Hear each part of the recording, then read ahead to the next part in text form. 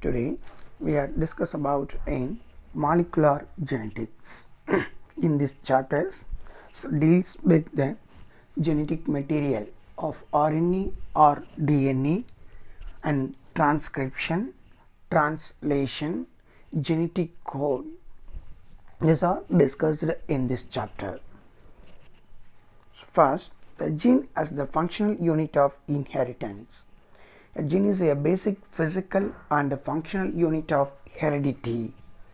Gene is the basic unit of the heredity. The concepts of the genes was first explained by the Gregor Mendel in 1860s. He never used the terms genes. He called its factor.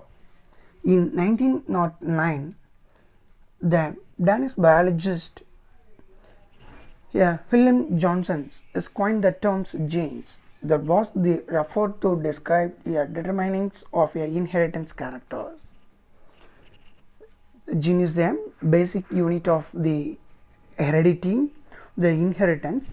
The Mendel is first explained the gene factors. Then later on in 1909, John Hansen coined the terms gene.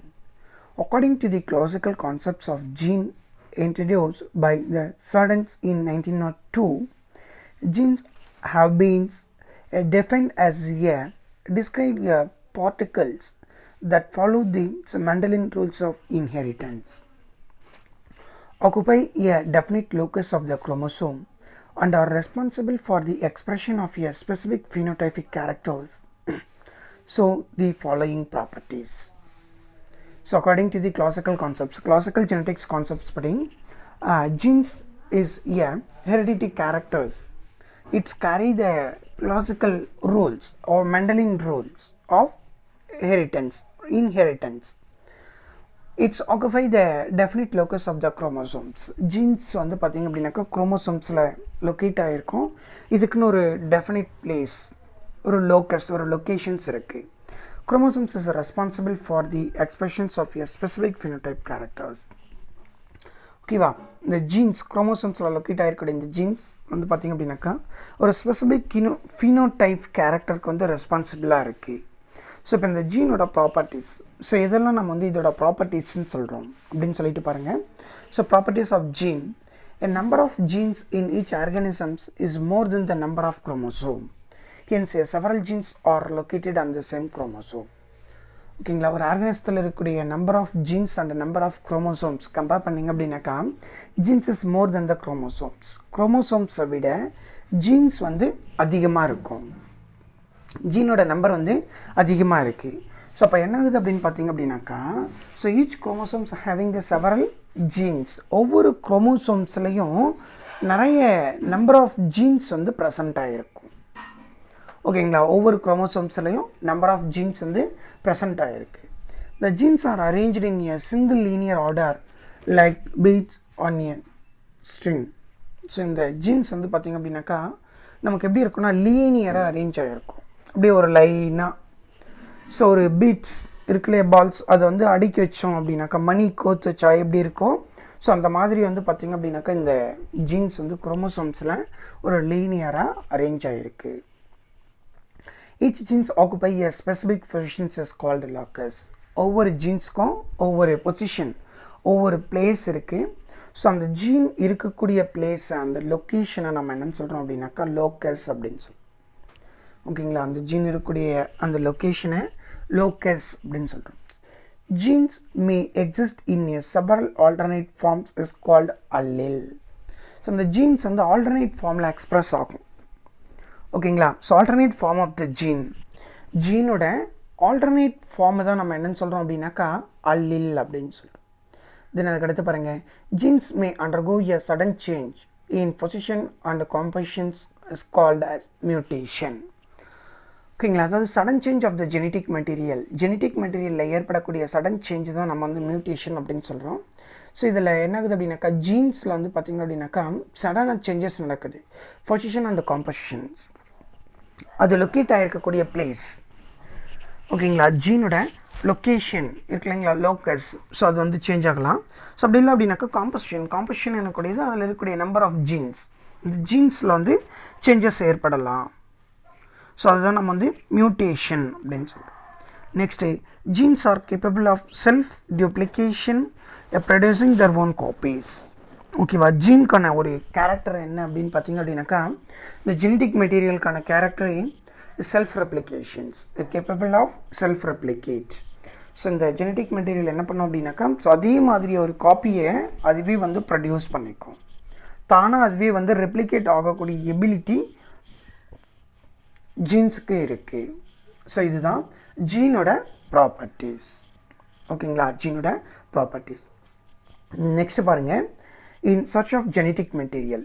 எது வந்து genetic material அப்படின்னு சொல்லிட்டு search பண்ணுறாங்க. இப்போது ஒரு biological ஆர்கானிசத்தில் various biomolecules இருக்குது, like carbohydrate, protein, lipids, nucleic acids இல்லையா. Nucleic ஆசிட்ஸில் deoxyribonucleic acids and ribonucleic acids. So இது மாதிரி ஸோ வேரியஸ் பயோமாலிகல்ஸ் வந்து ப்ரெசன்ஸ் ஆகிருக்கு. பட் இந்த பயோமாலிகல்ஸில் எந்த சப்ஸ்டன்ஸ் வந்து ஹெரிடிட்டி கேரக்டரை நெக்ஸ்ட் ஜெனரேஷனுக்கு ட்ரான்ஸ்ஃபர் பண்ணுது இல்லைங்களா. ஸோ எந்த சப்ஸ்டன்ஸ் வந்து நெக்ஸ்ட் ஜென்ரேஷனுக்கு ட்ரான்ஸ்ஃபர் பண்ணும். ஸோ அப்போது எது வந்து ஜெனட்டிக் மெட்டீரியல் அப்படின்றத சர்ச் பண்ணுறாங்க. as earlier as 1848, Wilhelm Hohenstein, a German botanist, observed that a cell's nucleus is organized themselves into a small rod-like bodies during the mitosis is called as chromosomes. So இவர் தான் என்ன பண்ணுறாரு அப்படின்னாக்கா, so அந்த ஹாஃப்மைஸ்டர் நியூக்ளியஸ்குள்ளே வந்து observe பண்ணுறாரு, ஒரு rod like structure, small rod like structures இருக்குது. So during the mitosis cell divisions அப்போ இதை வந்து அப்சர்வ் பண்ண முடியுது. ஸோ அதுதான் என்ன அப்படின்னாக்கா chromosome. In 1869 Friedrich Mises and Swiss physicians isolated the substance from the cell's nucleus and called it a nuclei. So இவர் என்ன பண்ணுறாரு அப்படின்னாக்கா, இந்த ஃப்ரெட்ரிச் மைசன்ஸ், ஸோ இவர் அந்த நியூக்ளியஸ்லேருந்து அதெல்லாம் வந்து ஐசோலேட் பண்ணுறாரு, தனி பிரித்து எடுக்கிறார். பிரித்து எடுத்துகிட்டு அதுக்கு பேர் என்னன்னு சொல்கிறாரு அப்படின்னாக்கா நியூக்ளியைன் அப்படின்னு சொல்கிறாரு. It was renamed as a nucleic acid by Altman's 1889. So அதுக்கடுத்து என்ன ஆகுது அப்படின்னாக்கா, இவர் சொன்ன இந்த நியூக்ளியனுடைய நேமை வந்து மாற்றி வைக்கிறாங்க, ரீநேம் பண்ணுறாங்க. ஸோ நியூக்ளிக் ஆசிட் அப்படின்னு சொல்லிட்டு. ஓகேங்க, ஆல்ட்மேன் 1898 ஸோ அந்த நியூக்ளியனுடைய நியூக்ளிக் ஆசிட் சொல்கிறாங்க. And is now known as a DNA. By 1920 it became clear that chromosomes are made up of a protein and DNA. Many experiments were carried out to study the actual carrier of genetic information. இல்லையா. So அதுக்கடுத்து 1920 வந்து பார்த்திங்க அப்படின்னாக்கா, அந்த genetic material or nucleic acids வந்து DNA அப்படின்னு சொல்கிறாங்க. Then each chromosomes is consist of a DNA and a histone protein. இல்லையா, ஒவ்வொரு குரோமோசோமும் வந்து நமக்கு எதால் ஃபார்ம் ஆகிருக்கு அப்படின்னாக்கா டிஎன்ஏ அண்ட் ஹிஸ்டோன் ப்ரோட்டீனால் வந்து ஃபார்ம் ஆகிருக்கு.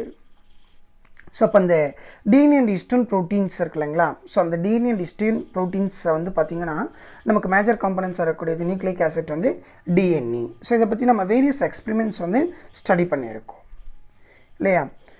Many experiments were carried out to study the actual carrier of genetic informations. ஆக்சுவலாக ஜெனட்டிக் இன்ஃபர்மேஷனை கேரி பண்ணக்கூடியது யார் அப்படின்றதுக்காக நிறைய எக்ஸ்பெரிமெண்ட்ஸ் வந்து ஸ்டடி பண்ணியிருக்காங்க. So Griffith the experiments prove that's the DNA is genetic materials in which has been deals in class line இல்லையா. So already இந்த ஃப்ரெட்ரிக் கிரிஃப்ட் அப்படின்னு ஒருத்தர் நம்ம படிச்சிருப்போம். ஸோ அவரோட எக்ஸ்பெரிமெண்ட்ஸ் யூஸ் பண்ணி என்ன பண்ணுறாங்க அப்படின்னாக்கா, நமக்கு இந்த ஜெனட்டிக் மெட்டீரியல் டிஎன்ஏ தான் வந்து ஹெரிடிட்டி கேரக்டரை ட்ரான்ஸ்ஃபர் பண்ணுது, இதுதான் வந்து ஜெனட்டிக் மெட்டீரியல் அப்படின்றத வந்து ப்ரூவ் பண்ணுறாங்க. Bacterial transformation experiments prove the first proof of the DNA is genetic material. However, he concludes not understands the cause of bacterial transformation and the biochemicals natural of a genetic materials was not defined from his experiments. Okay, so இந்த Frederick கிரிஃப்டோட bacterial transformations எக்ஸ்பெரிமெண்ட்ஸில் வந்து நமக்கு heredity கேரக்டரை transfer பண்ணக்கூடியது வந்து DNA தான் அப்படின்றது வந்து first prove ஆகுது. பட் இதில் என்ன ஆகுது அப்படின்னாக்கா is causes of a bacterial transformations and biochemical signatures of genetic materials was not defined from his experiments. ஓகேவா, இந்த எக்ஸ்பெரிமெண்ட்ஸில் வந்து bacterial transformations biochemical signatures வந்து நமக்கு எக்ஸ்பிளைன் பண்ணல. ஓகேவா, இந்த எக்ஸ்பெரிமெண்ட்ஸ் ஃப்ரெட்ரிக் கிரிஃப்த் எக்ஸ்பெரிமெண்ட்ஸ் தான் ஃபஸ்ட் வந்து டிஎன்ஏ ஜெனடிக் மெட்டீரியல் அப்படின்றத ப்ரூவ் பண்ணுறதுக்கான ஒரு எக்ஸ்பெரிமெண்ட்டாக அமைஞ்சது. ஸோ பாருங்கள், ஸோ லெட்டர் ஆஸ்வால்ட் ஆவி a Collins Macleods and Maclean's Macleods in 1944 repeat their Griffith experiments in an in vitro systems in order to identify the nature of the transforming substance is responsible for the converting a non-virulent stain into virulent stain. So அதுக்கடுத்து என்ன பண்ணுறாங்க அப்படின்னாக்கா 1944 இந்த Frederick கிரிஃப்த்தோட experiments வந்து so in vitro conditions ஓகேவா லெபார்ட்டரியில் வந்து analyse பண்ணுறாங்க. So இப்போ அனலைஸ் பண்ணும்போது a transforming substance is responsible for converting a non-virulent stains into virulent stain. ஒரு டிரான்ஸ்ஃபார்மிங் சப்ஸ்டன்ஸ் வந்து ரெஸ்பான்சிபிளாக இருக்குது. ஸோ எதுக்காக அப்படின்னு பார்த்தீங்கன்னா இந்த நான் விருலண்ட் ஸ்டெயினை வந்து விருலண்ட் ஸ்டெயினாக ட்ரான்ஸ்ஃபர் பண்ணுறதுக்கு. ஓகேங்களா, நான் விருலண்ட் ஸ்டெயினாக ட்ரான்ஸ்ஃபர் பண்ணுறதுக்கு ஒரு சப்ஸ்டன்ஸ் வந்து ரெஸ்பான்சிபிளாக இருக்குது. So they observe that the DNA RNA and protein isolated from the heat killed S stains when added to R stains changed their surface characters from a rough to smooth and also made them pathogenic. So என்ன பண்ணுறாங்க அப்படின்னாக்கா they observed that the DNA, RNA and protein is isolated from the heat killed S stains. ஓகேவா, so இது எல்லாத்தையும் வந்து என்ன பண்ணுறாங்கன்னா isolate பண்ணுறாங்க heat killed S stains use பண்ணி. So when added the R stains இதை எல்லாத்தையும் என்ன பண்ணுறாங்க அப்படின்னாக்கா ஒரு R ஸ்டெயினில் வந்து ஆட் பண்ணுறாங்க. DNA, RNA அண்ட் ப்ரோட்டீன் இந்த 3 காம்பனண்ட்டையும் ஹீட்டை யூஸ் பண்ணி கில் பண்ணியிருக்கக்கூடிய ஒரு S ஸ்டெயின் வந்து விருலண்ட், R ஸ்டெயின் வந்து விருலண்ட். ஓகேங்களா, S ஸ்டெயின் வந்து விருலண்ட்டாக இருக்கும், R ஸ்டெயின் வந்து விருலண்ட்டாக இருக்கும். இப்போ S ஸ்டெயினை வந்து ஹீட்டை யூஸ் பண்ணி கில் பண்ணிட்டாங்க. கில் பண்ணியிருக்கக்கூடிய அந்த S ஸ்டெயினில் இருந்து DNA, RNA அண்ட் ப்ரோட்டீனை ஐசோலேட் பண்ணுறாங்க, பிரித்து எடுக்கிறாங்க. எடுத்து இது எல்லாத்தையும் என்ன பண்ணுறாங்க அப்படின்னாக்கா ஒரு R ஸ்டெயினோட ஆட் பண்ணுறாங்க. ஸோ R ஸ்டெயினோட ஆட் பண்ணதுக்கப்புறம் என்ன ஆகுதுன்னு பாருங்கள். when added the R stain it changes the surface characters from a rough to smooth. அந்த ரஃப் R இருக்கு இல்லைங்களா, R for rough, S for smooth. So இப்போ அந்த ரஃப் ஸ்டெயின்ஸ் வந்து ஸ்மூத்தாக சேஞ்ச் ஆகுது and also mat them பேத்தோஜெனிக்ஸ்.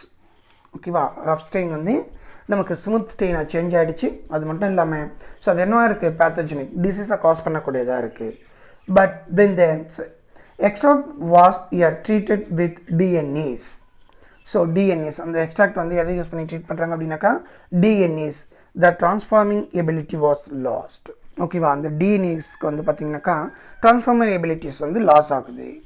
So இப்போது RNAs and proteins did not affect the transformation.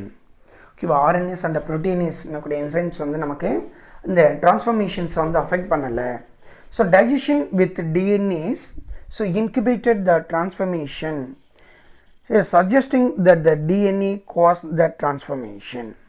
ஓகேவா, ஸோ அப்போ அந்த DNAs வந்து transformation incubate பண்ணது suggest that the DNA caused the transformation. So அப்போ DNA தான் வந்து ட்ரான்ஸ்ஃபார்ம் பண்ணுது அப்படின்னு சொல்லிட்டு கன்ஃபார்ம் பண்ணுறாங்க. This experimenting suggestion that DNA and not proteins is the genetic material. This experiments, இந்த experiments படி பார்த்தீங்க அப்படின்னாக்கா DNA வந்து DNA and proteins is not a genetic material. The phenomenon by which DNA isolated from a one types of cell beings introduced into another types is able to retain the sum of the properties of the R stains is referred to as transformation. ஓகேவா, இப்போ ஒரு types of ஸ்டெயின்ஸ்லேருந்து isolate பண்ணக்கூடியது இன்னொரு types of ஸ்டெயின்ஸ்க்கு வந்து transfer பண்ணுறோம். So அப்போ அந்த transfer பண்ணும்போது அதோட ப்ராப்பர்ட்டிஸ் வந்து பார்த்திங்க அப்படின்னாக்கா ட்ரான்ஸ்ஃபார்மேஷன்ஸில் ட்ரான்ஸ்ஃபர் ஆகுது அப்படின்னு சொல்லியிருக்காங்க. ஸோ இப்போது ஃபஸ்ட்டு ஸ்டேஜாக ஜெனட்டிக் மெட்டீரியல் எதுன்றதை அனலைஸ் பண்ணுறதுல ஃப்ரெட்ரிக் கிரிஃப்த்தோட எக்ஸ்பெரிமெண்ட்ஸ் வந்து நமக்கு ஜெனட்டிக் மெட்டீரியல் DNA அப்படின்றத வந்து ப்ரூவ் பண்ணுது.